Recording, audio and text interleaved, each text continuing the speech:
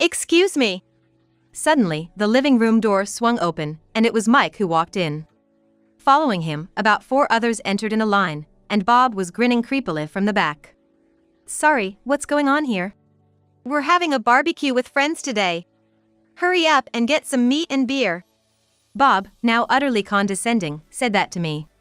Birds of a feather flocked together, I guess. Bob's friends were also smiling crudely at me. It was the last straw. I'm heading out for a trip, so I can't. What? Bob's face twisted in anger as if I'd embarrassed him in front of his friends. Normally, upon seeing that expression, I would have panicked and done whatever Bob wanted. But now that I'm out of patience and affection for him, I couldn't care less about his mood. Just be careful with the fire, okay? Hey! I ignored all of them and left the house. But a few hours later, I got a call saying my husband had been taken to the police station while on our trip. What on earth did he do? My name is Nancy Smith. I'm a 48-year-old government worker. My parents passed away in a car accident when I was in college. I lived in the house they left me, and I managed to graduate from college using the insurance money and scholarships. Luckily, I landed a government job. Living alone was lonely at times, but my life was stable. The office I worked at was far from the house I lived in, so I rented out my family home and moved into a small apartment near my workplace. I rented out my house as it was, and since it was in a good location, it was rented out quickly. The tenant was a very kind person and, knowing my situation, said I could visit any time. Thanks to the rental income and my government salary, my life was more stable than most people my age. Around that time, I started enjoying visiting churches, museums, and old mansions. Time seemed to move slowly in these places, and they had a unique atmosphere that made me feel relaxed in some way and solemn on the other hand, which I loved. I met my husband Bob at a book club for adults, which I was invited to by a friend. He was quiet and kind, and I was quickly drawn to him. Bob was very intuitive and took the lead, which helped because I was shy in relationships. After dating for 2 years, he proposed to me on my 29th birthday, and we got married. The next year, our daughter Emma was born, and we were incredibly happy. However, around that time, Bob's true colors started to show. I worked as well, so we had an agreement to share household duties. Bob kept his word until I was pregnant, but once I started maternity leave, he often went out for drinks. And once I was on parental leave, he stopped doing any house chores altogether. Hey, aren't you in charge of the dishes? Please. What? You're just lounging around at home all day, why don't you do it? Bob quickly got ready and left after saying that. Ever since Emma was born, he would go out for drinks about 4 times a week, and he never helped take care of her. Juggling housework while holding Emma, due to her night feedings, was tough and sleep-deprived. But when I voiced this out, Bob didn't understand at all. Instead, he ridiculed me, saying I was inefficient. My love for Bob decreased as the days went by, and by the time Emma turned 5, I saw him merely as a roommate. Thankfully, I didn't have to work on weekends or holidays, and I never had to do overtime. That allowed me to spend quality time with Emma. Though Emma required a lot of attention, night crying and frequent breastfeeding as a baby, as she grew older, she became very independent. She was clingy during our moments alone, but she willingly helped with house chores and always thanked me for everything. It wouldn't be an exaggeration to say that watching Emma grow was my only joy. Bob, on the other hand, seemed indifferent to Emma. He'd only approach her when he was in a good mood. By that time, Bob's mask had completely fallen off. Not only did he neglect house chores and parenting, but he also went out drinking almost every day and came home filling the air with women's perfume smell. But I had lost so much affection for Bob that I hardly cared anymore. Still, I didn't choose divorce to ensure Emma had a stable environment. To be honest, with the rental income from my family home and my salary, I could easily support Emma's education up to college. But I didn't want to risk Emma facing difficulties if something happened to my income. Luckily, Bob was good at his job, and even though he worked at a smaller firm, he earned more than I did. I decided to see him as someone contributing to Emma's education fund and our living expenses. However, by the time Emma entered high school, Bob's spending habits worsened. I had let him spend freely except for Emma's tuition and living expenses. However, one day, I got a call from the school saying they hadn't received her tuition payment. In a panic, I transferred the money from my account. This incident made me realize that staying married had no benefits anymore. With that thought, I approached Bob, who was seriously looking at himself in the mirror for his going out for drinks. "Hey, the school called. They said Emma's tuition hasn't been paid." "Oh? So? It's not so, is it? You promised to cover that." "But she's been acting so weird lately. She's always glaring at me." "That's just she's at her rebellious age." I felt a headache coming on. Bob must have gone through that rebellious phase himself. Yet, he showed no interest in our daughter Emma's growth. Not paying for her tuition just because she's acting out is not only irresponsible as a father but as a person as well. At that moment, I decided to divorce Bob once Emma would start college. And until then, I decided to play the role of a docile wife. Lost in my thoughts, I noticed Bob smirking at me. "What? I barely come home, so do I even need to contribute to living expenses? Instead, I'll pay for her tuition and stop giving money for other expenses." "Fine." I felt my determination waver at his words, but agreed nonetheless. It can't possibly be accepted not to contribute to living expenses from the start. But needing him to cover Emma's tuition was more important, so I begrudgingly accepted. The money Bob once provided for living expenses became his pocket money, and his lifestyle became increasingly extravagant. One day, as I was walking near the station after work, I saw Bob with a familiar-looking man, their arms around each other. Bob didn't notice me, but the man did and approached me. "Hey, aren't you Bob's wife? What are you up to here?" "Well..." I felt like I'd met him at our wedding, but I couldn't remember his name since Bob never introduced us. And even from a distance, I could smell the strong alcohol on him. How long had he been drinking? I tried to keep a smile on my face, suppressing my discomfort. "Oh, I'm Mike. Bob and I were in the same club in college. By the way, you're stunning. How about a night with me?" "Just kidding." Hey, if you want this old lady, she's all yours." I was more shocked by Bob's words than Mike's crude remarks. No matter how drunk, no man should say that about his wife in her presence. "Really? Maybe I should book a hotel room then." "No, I'll pass, thanks.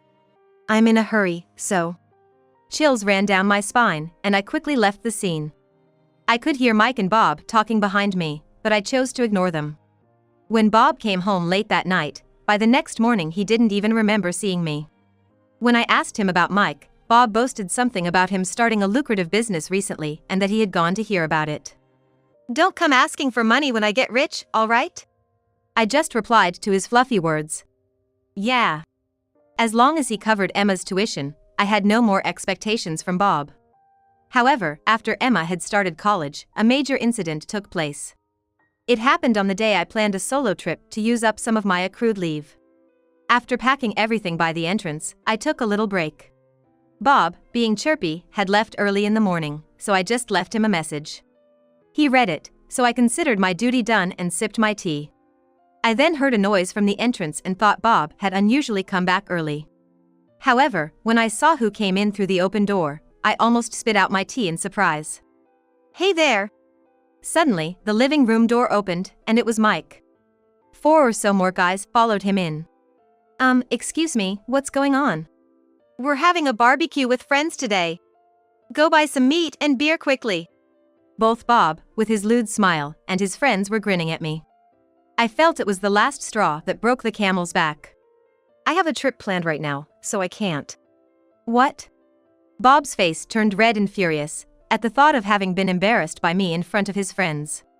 Normally, seeing that expression would have made me panic and do as he said, but now, with my patience worn thin, I had absolutely no interest in Bob's mood.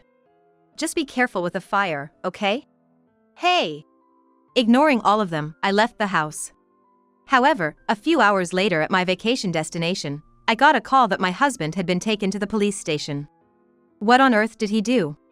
The call from the police was to verify his identity, and they told me there was no need for me to come to there immediately. Apparently, the questioning was likely to take a while. They asked if I could prepare some clothes and such for Bob to stay overnight in detention. It seems he had given them my name and contact information. "We can provide some basics and bill you later if that works." "Oh, that's fine. Please bill him directly." "Understood. If there's anything else, we'll contact you." Yes, thank you. It seems the reason Bob was taken to the police station was that he drunkenly tried to forcibly bring a woman walking by into his home. They caught him in the act, so there was no room for dispute. They said he'd likely be charged. On top of that, Mike is under suspicion for other matters, and there's a chance Bob might be involved as well. Hearing this, I slumped down in place, utterly drained. I was thankful to have reached my destination. Tears streamed down my face. Then, a coffee was placed on the table in front of me. Mom, are you okay? What happened? Actually, my travel destination was the area where Emma attended college, and I was planning to stay at Emma's place during the trip.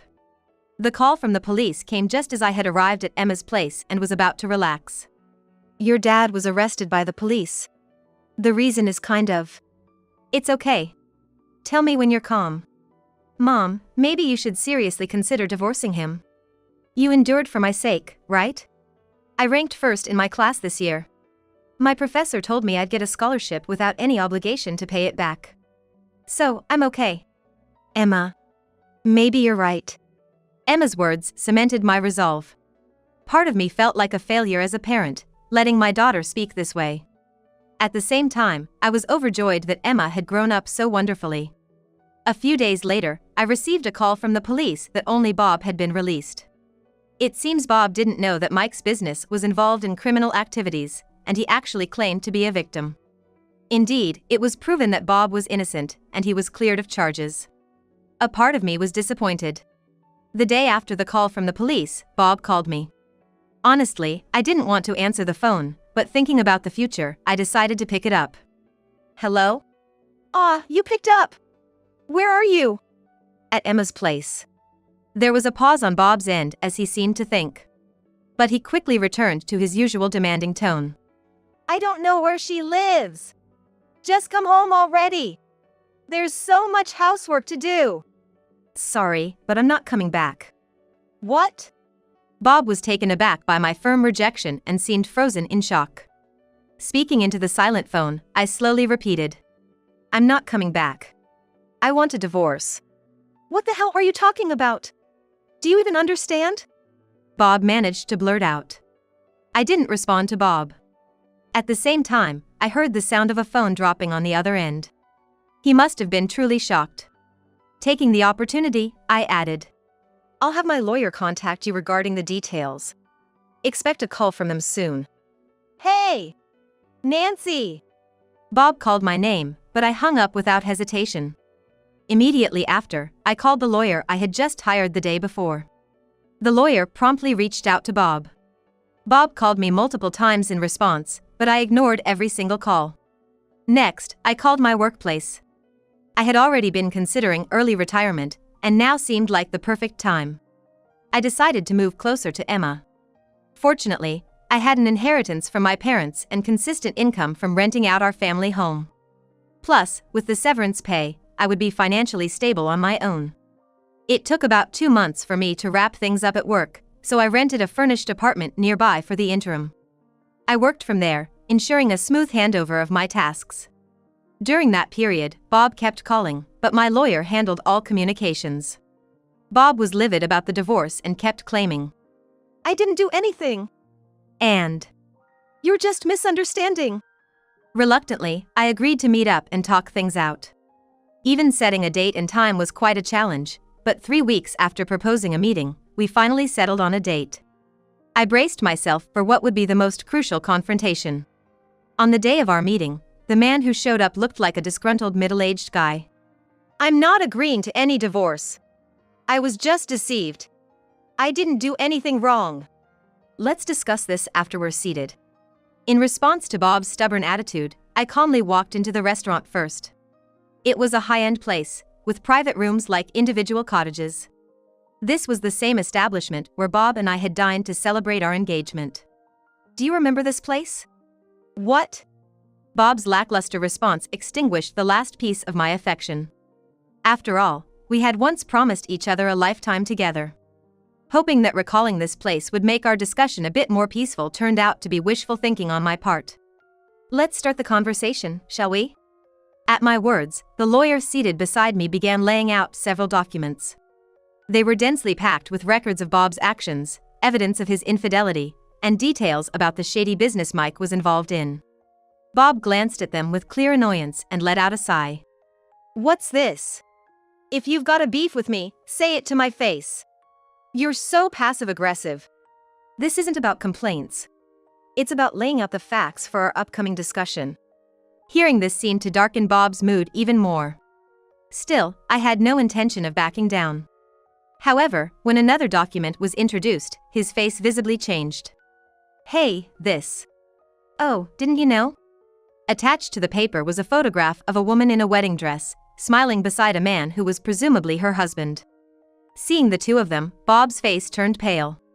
That's the woman you've been seeing, right? Your boss's wife? I. It seemed like Bob genuinely didn't know. He looked flustered, a far cry from his previous arrogance. According to my investigations, Bob and this woman had been involved for around 3 years. Bob had considered divorcing me to marry her, but lately, she had been distant. Turns out, she had married Bob's boss even before meeting Bob. Apparently, it was a shotgun wedding, and just recently, they celebrated their 10th anniversary by taking wedding photos. And of course, evidence was mailed to Bob's workplace and scheduled to be handed to his boss today. She probably has received the notice by now. Speak of the devil. No way! Just at the right moment, Bob's phone on the table rang, displaying his boss's name on the screen. Bob didn't answer, so I took the liberty to tap on answer. Switching it to speaker mode, a deafening yell blared from the phone, so loud you'd think the windows would break. You've been deceiving me? Cheating on my wife even during work hours? That's a betrayal to the company too. Don't think you'll be safe at work starting tomorrow. I'm so sorry. Bob, in a tizzy, looked absolutely pitiful. There was no trace of the charm he once had when I loved him. I shook my head and tapped on the documents. So, can I submit the divorce papers for now? No, I won't. Perhaps because his plans to remarry his affair partner were now ruined, Bob became even more stubborn about not wanting a divorce. Feeling cornered, I called out to someone beyond the door. It seems so. This is troublesome. What should we do? Who's there? Trembling with fear, Bob looked over to me for answers. I simply directed him to the door with my gaze. Hesitant at first, Bob's face turned an even paler shade when he saw the person who walked in. Dad. Mom. Why are you here? It was my parents-in-law. Bob didn't get along too well with my in-laws, and after our marriage, he forbade me from interacting with them. For him, they were the last people he expected to see. My mother-in-law gave me a slight nod before storming up to Bob and raising her hand. With a loud slap, Bob's face turned red. My mother-in-law, even more flushed than him, began shouting. How could you? Cheating on Nancy, a wonderful wife. What have you done? Huh? Nancy and you haven't met since we got married. How do you know she's wonderful? Before I could respond, my father-in-law intervened. Nancy has been sending us letters once a month, updating us on Emma's growth. Recently, she and Emma have even come to visit. She's too good for a son who hasn't even reached out once since getting married.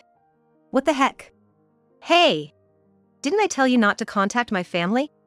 What gives you the right to reach out without my permission? Bob shouted, diverting his gaze from my father-in-law to glare at me. Actually, my in-laws own a farm and live together with my brother-in-law and sister-in-law. For some reason, Bob, who never got along with my brother-in-law's wife and always criticized her, was kicked out of the family home right after graduating from college. Bob probably kept me away from my in-laws because he was worried his bad behavior would come to light. When I found out from my in-laws, brother-in-law, and his wife that this was the case, I was stunned by my poor judgment in choosing a husband. When I sent a greeting card, they were kind enough to call me. That's how we secretly kept in touch. You deceived me? Who I associate with is none of your business. I don't want to hear it from a man who cheated repeatedly and got involved in shady business dealings. I retorted, and Bob froze, looking frustrated. However, he suddenly changed his mind. Ha! You seem to have thought this all through, but I'm divorcing you. I won't be giving you a dime or a house. Why even bother saying that? Everything's going to Nancy. My mother-in-law said, pushing him slightly. He was taken aback. I coldly watched Bob for a moment, put the documents in my bag, and left the restaurant with my lawyer. Later, I went to the city court to submit the divorce papers. Although it was a swift process, I felt extremely relieved. Bob was exposed for having an affair with his boss's wife and engaging in it even during working hours. He got fired from his small company. Since he gave me all the money, he was left penniless. In the end, my in-laws temporarily took him back to their family home and later sent him off to live with distant relatives. Turns out, my brother-in-law's daughter got married last year, and she's about to return to her hometown for a baby shower. Because of past grievances, my sister-in-law hadn't forgiven him, and she even refused to let him into the house. During the summer, Bob spent one night in a small hut on their property. The next morning, a relative came and took him away. Although Bob's lover and her husband, who is also Bob's boss, didn't end up divorcing, she was forced to live with the boss's parents. It's said that she's constantly under the watchful eye of the mother-in-law, enduring her constant snide remarks and nagging. Once, Bob apparently sneaked out of his relative's house to see his lover. However, it seemed she was just using him for fun because as soon as she saw him, she said, "Give me some money so I can get away." This is what the mother-in-law had heard through the grapevine from the relatives. He was devastated and returned to his relative's house. Now, he works non-stop, and when he does get a day off, he's under the watchful eye of his relatives and can't go out freely. Even after the divorce, I've maintained a relationship with my in-laws, as they are Emma's grandparents. My brother-in-law and his wife are wonderful, and we often get together for meals, making me feel like I have a new family. Emma was initially upset a bit about being left out of the divorce proceedings, but she was actually thrilled with the outcome. Since she lives nearby, we hang out together twice a week. As for me, I've moved to an area with a lot of churches and cathedrals and have been immersing myself in my hobbies. I own 2 homes, one in my hometown and the other in the city center, which I rent out to others. The rental income alone covers my living expenses. So, I've been able to freely use my retirement funds and insurance payouts for Emma's college fees, my hobbies, and travel. Lately, I've been thinking that with such a relaxed lifestyle, I should have gotten divorced much earlier. I picked up the special notebook Emma gave me for my birthday and set out on my church visiting trip.